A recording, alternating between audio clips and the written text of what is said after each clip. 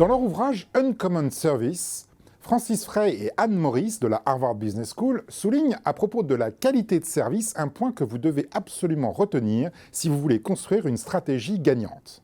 Pour être bon, vous devez accepter d'être mauvais. La recherche de l'excellence recèle en effet un piège classique, la tentation de vouloir être bon partout.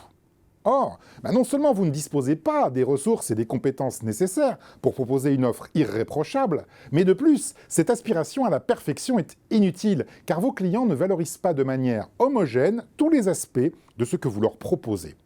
Allouer des ressources et des compétences à des éléments que vos clients ne valorisent pas est un gâchis coûteux qui se fait aux dépens de ce qu'ils valorisent véritablement.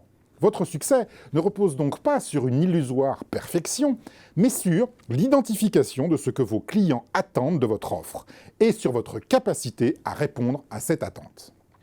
Beaucoup d'entreprises, au nom de l'excellence opérationnelle, proposent des attributs qui sont en fait inutiles.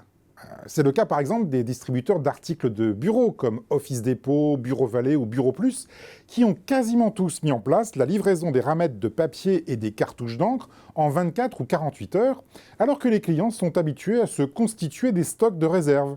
Les livraisons rapides sont donc peu valorisées et les colis attendent généralement plusieurs jours dans un couloir avant d'être ouverts.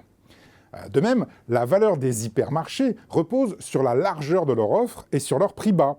Investir dans des conseillers de vente et une décoration sophistiquée, comme a tenté de le faire Carrefour avec son concept Carrefour Planète, n'est pas ce que les clients recherchent. Et cette stratégie ratée a d'ailleurs coûté son poste au PDG de l'époque, Lars Olofsson. En fait, si vous voulez proposer une offre attractive, vous devez tout d'abord vous demander ce que valorisent véritablement vos clients. S'agit-il de la vitesse, de la praticité, des prix, de la sophistication technique, de l'image ou encore du conseil ? Tout dépend de votre industrie et du type de client que vous visez. Mais surtout, ce n'est pas vous qui devez répondre à cette question. Ce sont vos clients eux-mêmes.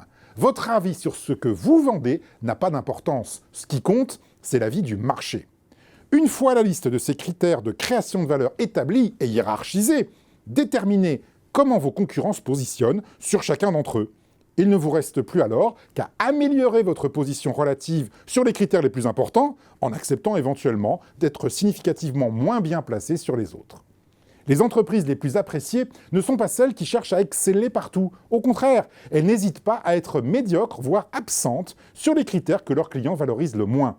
La satisfaction des clients de IKEA vient ainsi de la profusion, du design et du prix, mais ils ne réclament pas des vendeurs, des livreurs ou des meubles déjà montés. Vous devez donc impérativement vous demander si, dans votre offre, il n'existe pas des éléments qui en fait ne créent aucune valeur pour vos clients, mais que vous continuez à proposer parce que vous l'avez toujours fait, parce que tout le monde le fait dans votre industrie, ou parce que vous détenez les ressources et les compétences pour le faire. Demandez-vous ensuite quelles économies vous pourriez réaliser en négligeant ces éléments et en quoi cela vous permettrait d'être encore meilleur sur ce que vos clients valorisent. Pour être meilleur, vous devez vous demander sur quels éléments vous oserez stratégiquement être mauvais.